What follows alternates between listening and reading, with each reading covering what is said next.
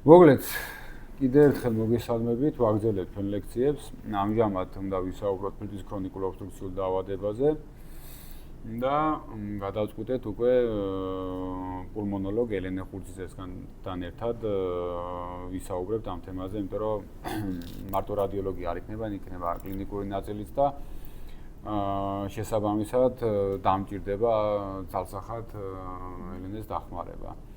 ამიტომ ჯერ თავიდან მე დავიწყებ, ვისაუბრებ უფრო რადიოლოგიურ ნაწილზე და უკვე როცა გადავალ სპირომეტრიაზე და კლინიკურ ნაწილზე, აქ უკვე ელენე დაგვეხმარება რა. ნუ რა არის კოდი ხო, ფილტვის ქრონიკული ობსტრუქციული დაავადება. დაახლოებით ყველას წარმოდგენა გვაქვს და ეს არის დაავადება, რომელიც თავის თავში მოიცავს ქრონიკულ ბრონქიტს და ემფიზემას. ძალიან ხშირი დაავადებაა, ჩვენი სტატისტიკა მართალი გითხრათ არ ვიცი, მაგრამ ალბათ უფრო პროცენტულად უფრო მაღალი იქნება ვიდრე ამერიკის შეერთებული შტატების, იმიტომ რომ წეველები უფრო მეტი გვყავს. ამერიკაში მაგალითად 15 მილიონი ახალი დიაგნოზი არის წელიწადში, ხო?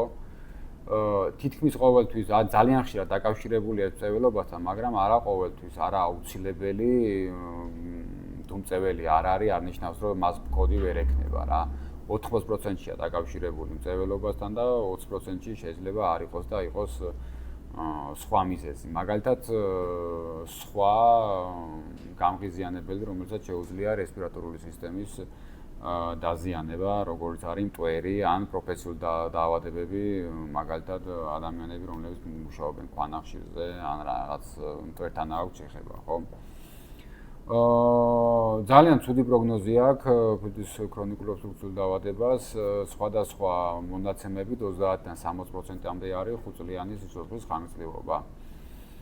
და სიკვდილიანობის მხრივ მთელ მსოფლიოში ითვლება, რომ კოდი არის მესამე ადგილზე და ნუ ამერიკაში ითვლება, რომ არის ეს მეოთხე ადგილზე.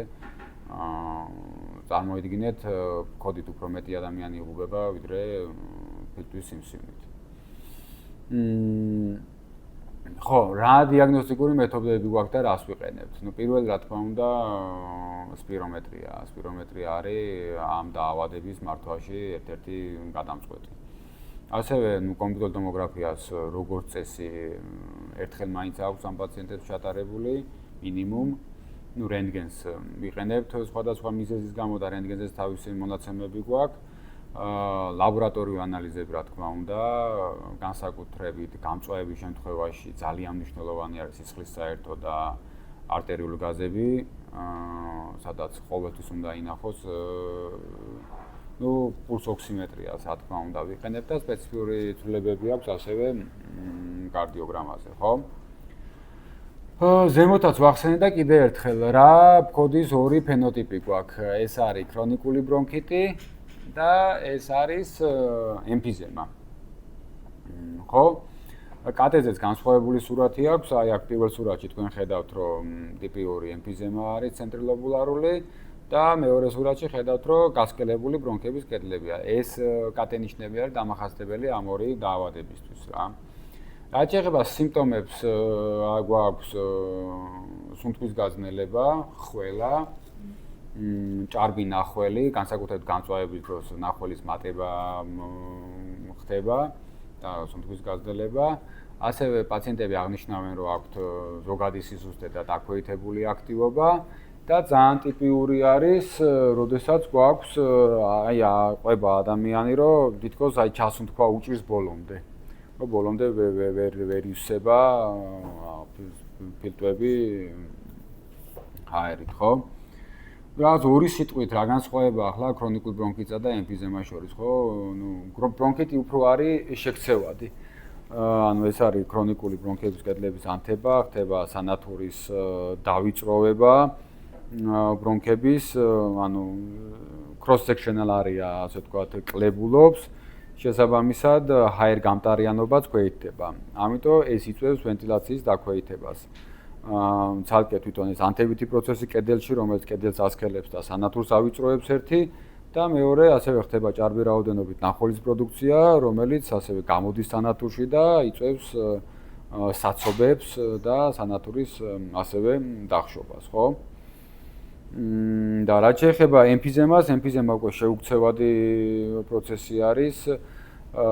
მოგეხსენება თვითონ ალვეოლების ერთ-ერთი მთავარი ფუნქცია ის არის, რომ შეხების ზედაპირი გაზარდოს ალვეოლასა და კაპილარებს შორის, რათა მოხდეს გასთაცვლა, ხო? რა ხდება ემფიზემის დროს? ალვეოლების კედლების მთლიანობა ირღვევა, ის კარგავს ელასტიურობას და ხდება ამ ალვეოლების ერთმანეთთან შერწყმა. შესაბამისად, ზედაპირის ფართობი შეხების ალვეოლის სანათურში არსებულ ჰაერსა და კაპილარს შორის მცირდება, ამიტომ ხდება გასთაცვლის შეფერხება. და ასევე ელასტიურობას კარგავს და ბოლომდე ვერ იცლება და იწვევს ჰიპერინფლაციას რა. ესეც იწვევს ვენტილაციის დაქვეითებას. ახლა რადიოლოგიურ სურათზეც გადავიდეთ, ხო?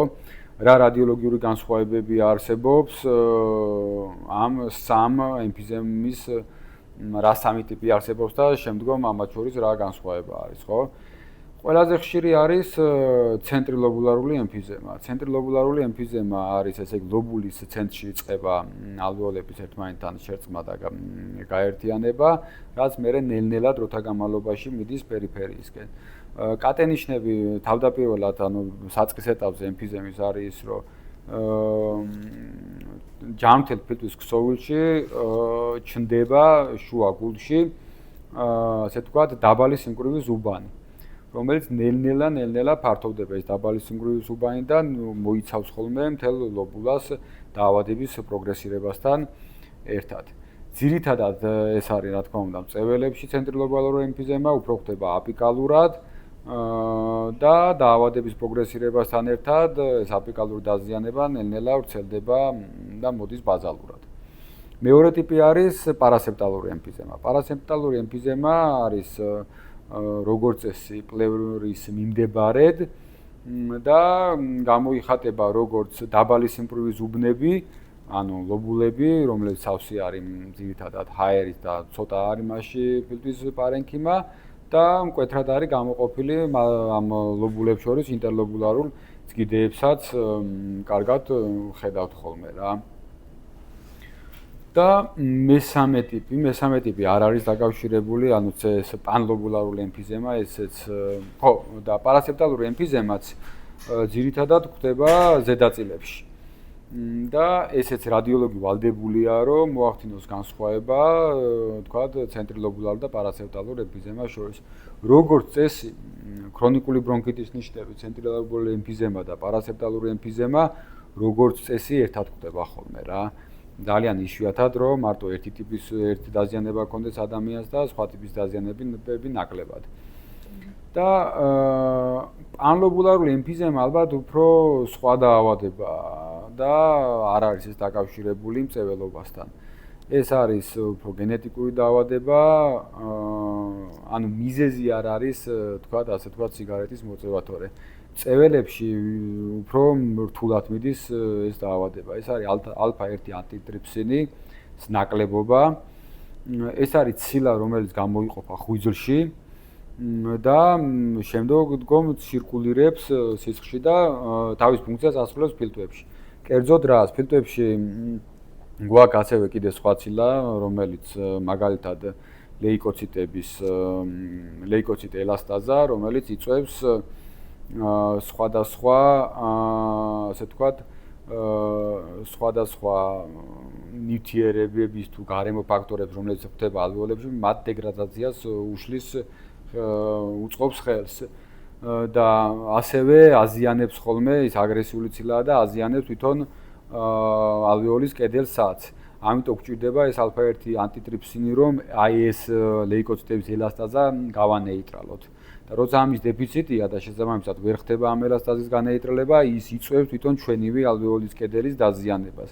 ოღონდ იწვევს თანაბრად და დიფუზურად და ყველგან მთელ ფილტვში, ამიტომ არ არის აქ რაღაცა მეტად უფრო გამოხატული ზედაწილებში დაზიანება, ვიდრე ქვედაწილებში, უფრო მეტად არის დიფუზურად, არის დაქვეითებული სიმკვრივე მთელი ფილტვის ქსოვილის. და განსაკუთრებით მძიმედ მიდის მწველებში. არა მწველებში შეიძლება კლინიკური გამოვლენა დიდად არც ქონდეს რა. და გარდა ფილტვის დაზიანებებისა, თუ არ ვწდები, იწვევს კიდე ღვიძლის უკმარისობას, შეიძლება გამოიწვევს ღვიძლის უკმარისობას და ციროზიც, ხო? ეს რაც შეეხება კატე განსხვავებას, თქვა ამ სამი ქვეტიპის ემფიზემისა, ხო? რენტგენზეც თავისი დამახასიათებელი ცვლილებებია, რა თქმა უნდა, რენტგენი არ ითვლება, თქვა თავარ გამოკვლევად, მაგრამ უამრავი პაციენტი შეიძლება შეგვხვდეთ ემფიზემით, რომელსაც გადაუღეთ რენტგენი და შეიძლება პირველად რაღაცა დიაგნოსტირება, შეხება კლინიკასთან, შეიძლება რენტგენითაც კონდეს პაციენტს, ხო? დამახასიათებელი სურათები აქვს, ანუ გადაბერილი ფილტვები აქვს, ეგრეთ წოდებული barrel chest. უნდა კარგად დავაკვირდეთ, რომ ნახეთ შუა საყარი არის ზომაში შემცირებული. და პერიფერიულად, ანუ ნაკლებად არის გამოხატული სიძაღოვანი სურათი. ეს არის უბრალოდ რენტგენის ნიშანი ემფიზემის.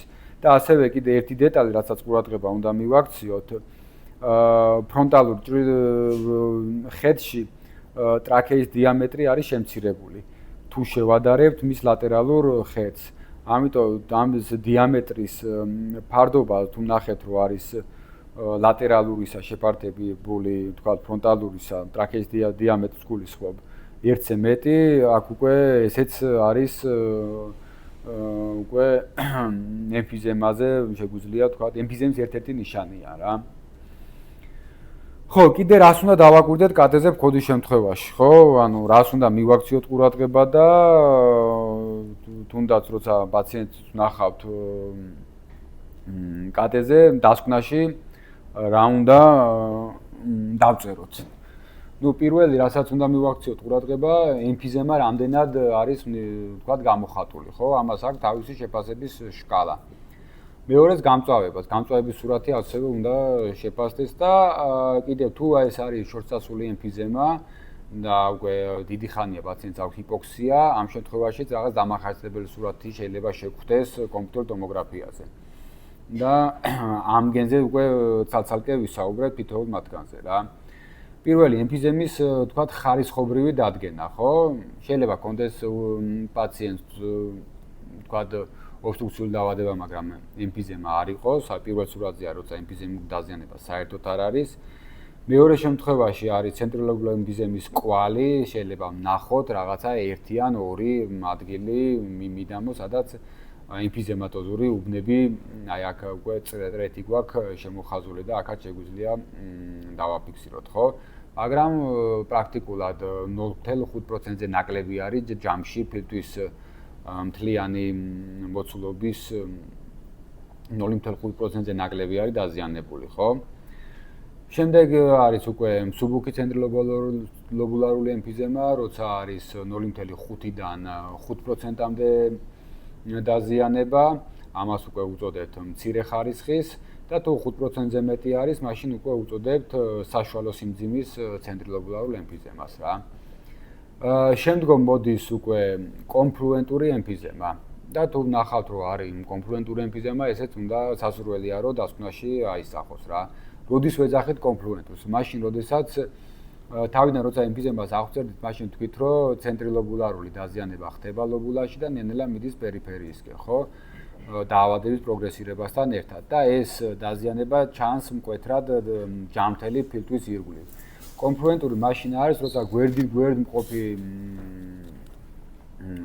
ლობულები არის ბოლომდე დაზიანებული და მთლიანად არის დაბალი სიმკვრივის უბნები დიდ ფართობზე, რაც აღემატება ერთ ლობულას. და ასევე საყურადღებო არის უკვე შორტსასრული დესტრუქციული ემფიზემა, რომელიც იწვევს სიძაღოვანი ანატომიის დარღვევას. და აი აქ სურათზეც, ბოლო სურათზე კარგად ჩანს, რომ სიძაღოვანი ანატომია არის შეცვლილი და ამ შემთხვევაში და ემფიზემას აქვს გადანაცვლებული გეომეტრიულად სიძაღვები, არტერიები და ვენები. და ამ დროს უკვე არ შეგვიძლია დავარქვათ დესტრუქციული ემფიზემა სიძაღოვანი არქიტექტურის დარღვევით. ხო, ქოდის და გამწვავება. ქოდის გამწვავება ელენე კლინიკური სურათია და როდის ვარქვით, რომ ქოდის გამწვავება, როდის ვეძახით, რომ აი რითი ვაფასებთ? ანუ პირველი კლინიკურად სიმპტომებით ვაფასებთ, რომ ემატება ნახველის მატება, მეტი სტვენა ისმის, მეტი ვიზინგი აქვს მოსმენით. პაციენტსაც არის უკმარისობა აქვს, ანუ სუნთქვის უკმარისობაც შეიძლება გქონდეს, ანუ ჟანგბად დამოკიდებულიც იყოს, ან შეიძლება მატულობს ნახველა, მატულობს ვიზინგი, მატულობს ნახველის რაოდენობა და შეიძლება მივიდეს ჰიპოქსიამდე, ანუ და დაშვიდეს მას ჟანგბადი. შეიძლება დესატურირდეს კიდევაც, ხო? კატეზე, ხო, ეს უფრო კლინიკურად რეალურად ქოდის გამწვავება უფრო არის კლინიკური დიაგნოზი, ვიდრე თუ თქვათ კომპიუტერული ტომოგრაფიით დასასმელი, ხო? მაგრამ კატეზეც ხდება შესაბამისი, ანუ რა არის, ხო, ქოდის გამწვავება? ქოდის გამწვავება არის, რომ მოიმატა როგორც წესი ვირუსული ინფექცია იწვევს, ან ვირუსული ინფექციაზე ზედდართული ბაქტერიული ინფექცია, ხო, სასუნთქი გზების. ამიტომ ხდება ნახველის რაოდენობის მომატება. ეს შეგვიძლია ჩვენ ვნახოთ კატეზე, რომ რაღაცა საცობები იყოს, აი ხედავთ აქ სურათებში, როგორ არის ბრონქების ანათური დახშული ნახველით. შეიძლება ასევე იყოს პერიბრონქული გასქელებაც პატარა კონსოლიდაციებიც რა. ჯერ არ ჩამოყალიბებული პნევმონია, მაგრამ ესეც ქოდის გამწვავების ნიშანია. და რა არის კლინიკური სურათი კიდე, ხო? ანუ ჭარბი ნახველი, ნახველის გასქელება და შეფერილობის შეცვლაც, ხო? ანუ კლინიკურად სპირომეტრიული ცვლილებები გვაქვს, შეიძლება ანალიზებშიც იყოს ცვლილებები და მაგალითად ლეიკოციტი იყოს, კიდე რა შეიძლება გქონდეს ანალიზებში? C-რეაქტიული მოიმატებს კიდე არტერულ გაზებში რა გვექნება? ხო, შეიძლება იყოს თუ ძალიან რაღაცა ისე კვეთრი გამწვავება არის, არაკომპენსირებული რესპირატორული აციდოზი შეიძლება იყოს. მაგაზე უკვე რაღაც რამოდენიმე кейსის შემდეგ ლექციისთვის გადავდეთ და იქ მინდა რომ ვისაუბრო არტერულ გაზებთან დაკავშირებით რა ცვლილებები შეიძლება იყოს ქოდის გამწვავების დროს, ხო? ანუ იქნება CO2-ის მატება სისხლში და იქნება შეიძლება მწვავე შემთხვევაში იყოს არაკომპენსირებული, ანუ რესპირატორული აციდოზი გქონდეს, ხო? კარგი.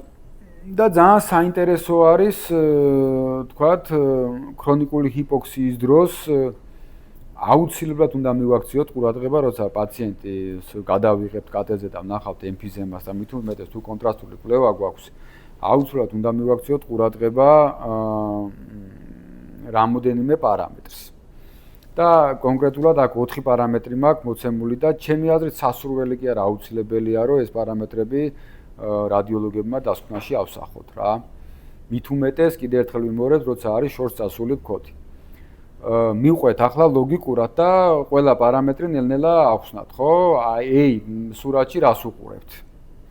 აი რა ჩანს ახლა? აქ არის გამოხატული აორტა და ფილტვის ღერო, ხო?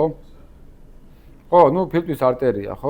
ესე იგი პარამეტრი ეს არის ის პარამეტრები, რომლებიც კატეზე შეგვიძლია შევაფასოთ, რაც ჩნდება ნებისმიერი პულმონარული ჰიპერტენზიის დროს.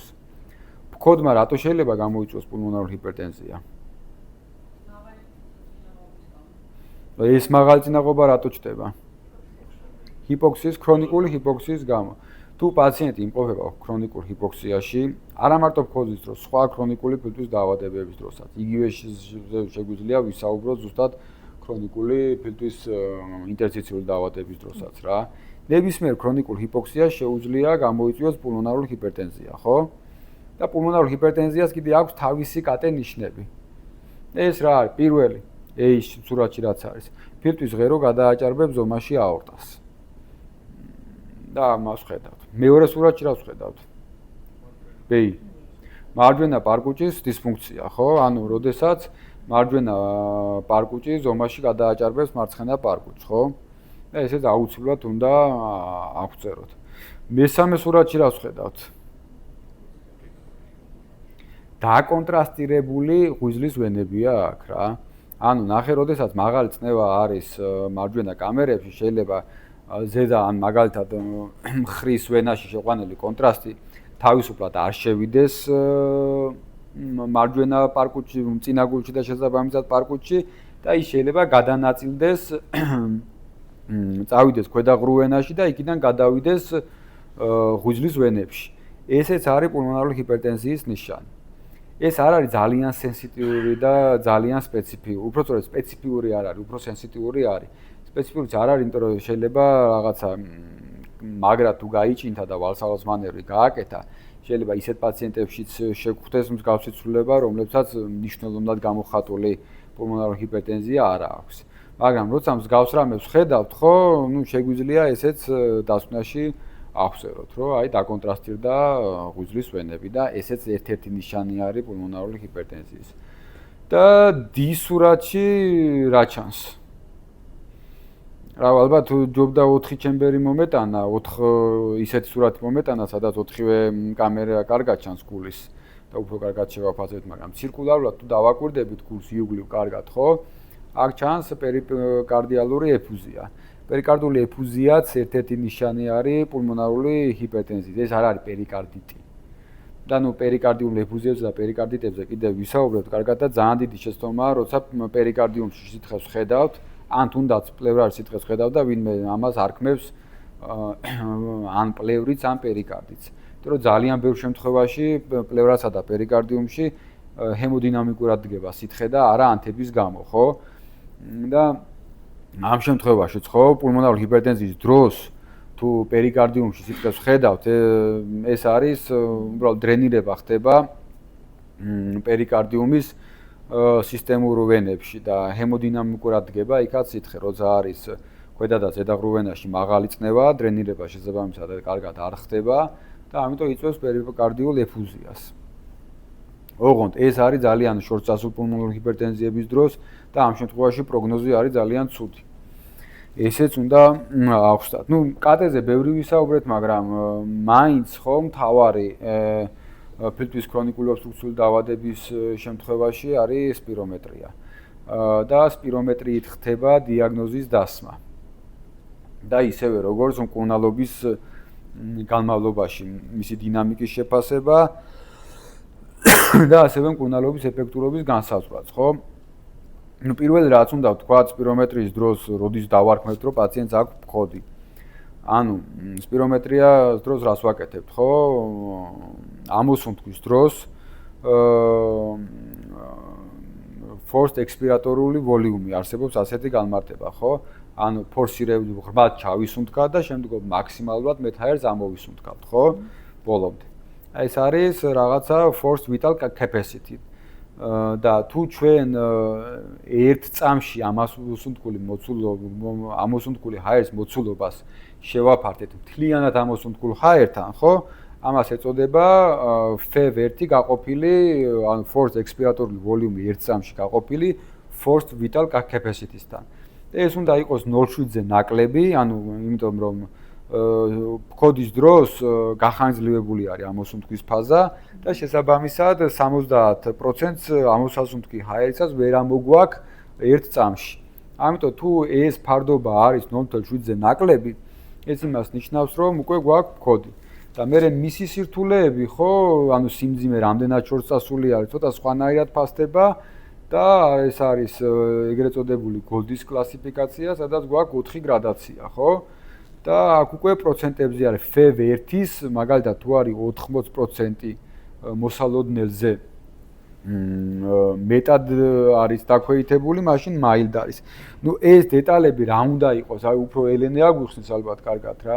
რა ელენე რას ნიშნავს ის მოსალოდნელი, ანუ ამ შემთხვევაში აი 80% მოსალოდნელი, ეს მოსალოდნელი საიდან ვითვლით? მოსალოდნელი არის წინასწარ შედგენილი სტატისტიკური ანალიზის შედეგად სიმაღლის, სქესის, ანუ სიმაღლეში იგულისხმება გუნკერდის მთლიანი ფორმა, სქესი და რასა.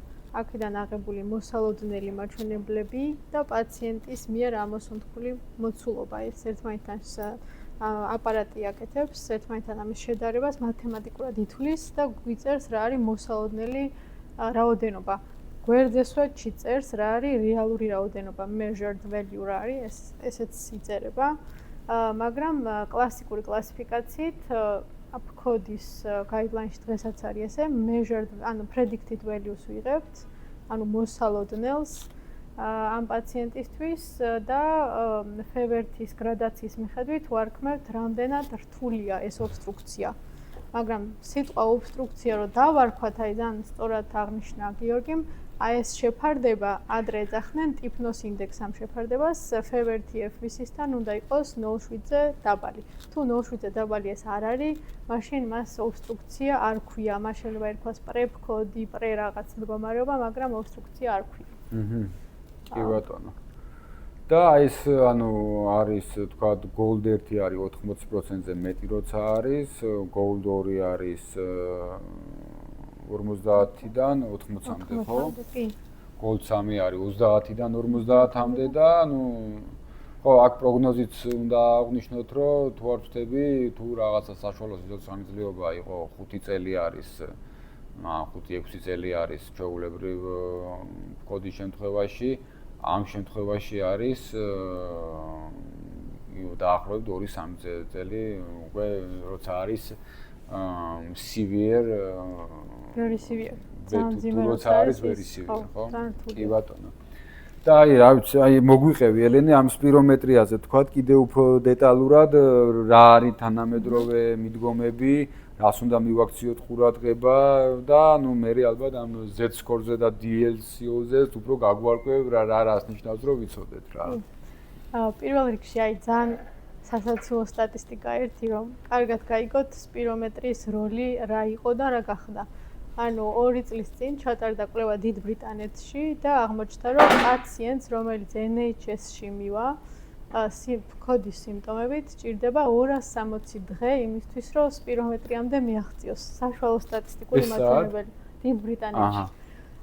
და ნუ აი ესეთი ბევრი სტატისტიკა წარსულში არსებობდა, შესაბამისად კოდი იყო ძალიან მეორე, მესამე, მეოთხე ხარისხოვანი ნებისმიერი ექიმისთვის, ოჯახის ექიმისთვის განსაკუთრებით და დანარჩენი ექიმებისთვის, ამიტომ მას დაარქვეს რესპირაციული დაავადებების კონკია, იმიტომ რომ ყველას ავიწყდებოდა და რეალურად ყოველ წელიწადს იზრდება კოდის ლეტალობა. ამიტომ სპირომეტრიის მნიშვნელობა რომ უფრო მეტად გამოიკვეთათ, სპირომეტრიის სტანდარტიზაცია მოხდა, იმიტომ რომ ძველი მაჩვენებლები, კლასიკური მაჩვენებლებით ხდებოდა ცრუ დადებითი ან ცრუ უარყოფითი შედეგების ასახვა. წარმოგიდგენთ, ახლა 260 დღე პაციენტი რო ელოდება სპირომეტრიას და მერე შეიძლება ცრუ დადებითი ან ცრუ უარყოფითი პასუხის ალბათობაც მაღალი ჰქონდეს. ამიტომ ფილტვის ფუნქციის პარამეტრებს მეტი მნიშვნელობა მიანიჭებს ბოლო პროტოკოლებში და გავყვეს სამ ძირითად ნაწილად, ეს არის ჩვეულებრივი მარტივი სპირომეტრია, ოფის სპირომეტრიას ეძახიან მას. მეორე არის უკვე გაზტრანსფერის ანუ DLCO-ს განსაზღვრა, როდესაც ჩვენ საზღვრავთ ძირითადად CO-ს გადასვლას, მარტივად რომ ახსნა და ბოლოს არის ყველა ვოლიუმის დათვლა. ისი დათვლაც შეგვიძლია ფიზიკურად და ეს ხდება სპეციალურ ესე პატარა კაბინაში. body პლეტიზმოგრაფიას ვეძახით მას, სადაც ყველაფერი ნებისმიერი ვოლიუმი არის ერთდროულად დათვლილი. ამ სამის სრული ანალიზი ჯამურად მას ეძახიან გლობალურ სპირომეტრიას, კარგად გვიჩვენებს რა აქვს პაციენტს, რა ქონდა და რა არის მოსალოდნელი ამ პაციენტთან და უფრო დეტალურად ვწერთ ნებისმიერ დაავადებას, ხედავთ კარგად რომელი ფილტვის რომელი ფუნქცია უფრო მეტად, რესტრიქცია უფრო მეტად, თუ ობსტრუქცია, თუ ორივე ერთად. ანუ ბრონქებშია უფრო მეტი პრობლემა, პარენქიმაში მის გარეთ არის უფრო მეტი პრობლემა, თუ როგორ არის. უფრო ინტერსტიციული დაავადების სურათს ხედავთ თუ არა. სპირომეტრია არის ფილტვების ფუნქციისთვის ყველაზე მთავარი და შემდეგ არის თქვათ პულმონოლოგიაში სხვა კვლევები, რაც სპირომეტრიასთან ერთად გვაძლევს დიფერენცირების საშუალებას. დღეს მოდით მარტივად რომ ვისაუბროთ მარტივ ოფისის სპირომეტრიაზე ვსაუბრობთ და ვსაუბრობთ მის ყველაზე მარტივ მეთოდზე, როგორ შეგვიძლია მარტივად გავიგოთ, აღვიქვათ, სად არის პაციენტი, ანუ სად არის პაციენტის კოდის ან ნებისმიერი მისი ფილტვის ფუნქციის მდგომარეობა. ამისთვის გვჭირდება დავხედოთ ორ კომპონენტს, ერთი არის ვიზუალური გრაფიკული კომპონენტი, რომელიც გვიჩვენებს როგორ ამოისუნთქა პაციენტმა და როგორ ჩაისუნთქა, ანუ მანევრი შეასრულა, ფორსირებული სუნთქვის მანევრი შეასრულა თუ არა ნორმალურად, ხო? იმიტომ რომ თუ არტეფაქტები, აი როგორც კარდიოგრამაზე არტეფაქტი თუ არის, ხო ვერ დაინახავთ კარგად, ანუ არითმიასაც, იშემიასაც, ხო? თქვენს ფილტრავთ, აი ესე ვფილტრავთ ჩვენც, ანუ ჩვენთვის ეს პულმონოლოგებისთვის მარტივი სპირომეტრია დაახლოებით იგივე მნიშვნელობის არის, რაც კარდიოლოგებისთვის EKG. და შემდეგ იმატებს თუ DLCO-ს და body plethysmography-ის მიხედვით მისი მნიშვნელობა. ანუ პირველად ვიზუალურად შეგვიძლია მარტივად ვთქვათ, რამდენად ნორმაში აქვს თუ არა პაციენტს ფილტვის ფუნქცია და აი აქ პოინტერს ჩავთავ. ნახეთ, მარცხნივ ხედავთ არა. ელენე, ჯერო გითხრა ამ გრაფიკზე რა ხდება ზოგადად? ანუ სად იწყება ჩასუნთქვა და სად იწყება ამოსუნთქვა? ჩასუნთქვა იწყება, ანუ ეს არის ზედა ნაწილი არის ამოსუნთქვა ყოველთვის, იმიტომ რომ აი თქვენს რო ცადოთ ამოსუნთქვა მაქსიმალურ ვოლიუმს, ანუ მოცულობას ამოისუნთქავთ პირველ წამზე, მაგით ვზომავთ პირველ წამს და არა მე-6 წამს ფქოდის დროს და შემდეგ ნელ-ნელა იკლებს. და რამდენად აქტიურად იკლებს ეს ამოსუნთქული მოცულობა, იმდენად უფრო ეს უფრო მეტად გვიჩვენებს, რამდენად ობსტრუქცია არის თუ არა პაციენტთან, ან თუნდაც რესტრიქცია. ანუ დინებაა ხო ზევით ასახული, flow, ანუ დროის განმავლობაში რა რაოდენობით ჰაერი მოდის ამ სპირომეტრში ამოსუნთქვის დროს, ხო? და შემდეგი არის შესუნთქვა, ქვედა ნაწილი ეს არის შესუნთქვა. თუ ამ ამოსუნთქვას ან შესუნთქვას ორივეს აქვს პრობლემა და ფიზიკურად გარედან ან ფილტვის შიგნიდან რესტრიქცია არის, ვერ იშლება ბოლომდე, ხო? აი აქ სურათზე ნახავთ, ეს არის შავად არის რეალური ჯანმრთელი ადამიანის ამოსუნთქვა, ჩასუნთქვა, წითლად არის მკვეთრად შემცირებული, როგორც ამოსუნთქვა, ასე ჩასუნთქვა, ანუ რესტრიქციული დაავადება. რესტრიქცია შეიძლება გამოიწვიოს მარტივად სიმსივნემაც, ბოლომდე ვერ გაიშალოს უბრალოდ ფილტვი და ვერ მოხდეს ჩასუნთქვა, ამოსუნთქვა. აი, როცა კლასიფიკაციას ვაკეთებ, თქვა, mild არის, moderate to severe, თქვა, COPD, ხო? ხო, პაციენტები, რომლებიც მოდიან, შეიძლება იყვნენ გამწვავების ფაზაში. ანუ მაგას როგორ ვაკეთებთ რა, თუ გამწვავების ფაზაშია, მაშინ არ სვამთ და ვარქმევთ თავის სახელს, თუ უნდა მოვიდეს პაციენტი, როცა არის სტაბილურ მდგომარეობაში და მაშინ უნდა გავსაზღვროთ. ხო, ძალიან კარგი კითხვა. ძირითადად სპირომეტრია კეთდება, როდესაც გამწვავება არ არის. ანუ თუ მხოლოდ სტაციონარში თუ ვინმეს უნდა დაადასტუროს, რომ ნამდვილად ფქოდია, მაშინ შეიძლება გაკეთდეს სპირომეტრია რეალურად. იმიტომ რომ ფიზიკურად ევიდენსი არსებობდეს, რომ ნამდვილად არის ობსტრუქცია სასუნთქ გზებში, ხო? და არ არის რესტრიქცია. მაგრამ რეალურად თუ ჩვენ რეალური სიმძიმის სურათის დანახვა გვინდა, ის ყოველთვის უნდა გაკეთდეს წყნარ პერიოდში და მაშინ შეგვიძლია შევაფასოთ, რამდენად მძიმეა, თორე გამწვავების დროს პაციენტის ფებერცი შეიძლება ჩავიდეს რა 40-მდე 30-მდე, მაგრამ რეალურად როცა გამწვავება არ არის, მისი რეალური მაჩვენებელი შეიძლება იყოს 48 ან 50, აი დაახლოებით ესეთი დიდი სხვაობა შეიძლება იყოს მონაცემებს შორის. რეალურად გამწვავების დროს გვჭირდება სპირომეტრია? გამწვავების დროს არა, ამის შესაფასებლად გვინდა, თუ როგორ მაინც უფრო კლინიკური ნაწილია. კლინიკურად უკვე ვხედავთ და თუ დიაგნოზი არ აქვს აქამდე პაციენტს და პირველად სტაციონარში მოდის და საქართველოს ბოლო სტატისტიკა რაც გავაანალიზეთ, იყო რომ სტაციონარში უფრო მეტი მომართვა აქვს პირველადი ფქოდის დიაგნოზს, ვიდრე ამბულატორიაში სამწუხაროდ, იმიტომ რომ სპირომეტრია ისევ არ არის, ეხლა გახდა დაფინანსებადი პირველად ჯანდაცვაში და აქამდე არ იყო.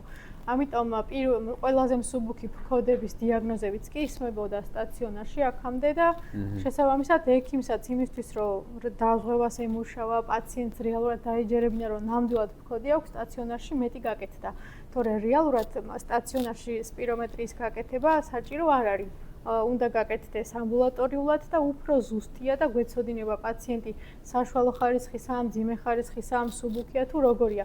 ამას დიდი მნიშვნელობა აქვს, იმიტომ რომ სპირომეტრიაზე ეს არის ფქოდის შემთხვევაში არის ნორმალური შეუქცევადი მაჩვენებლები.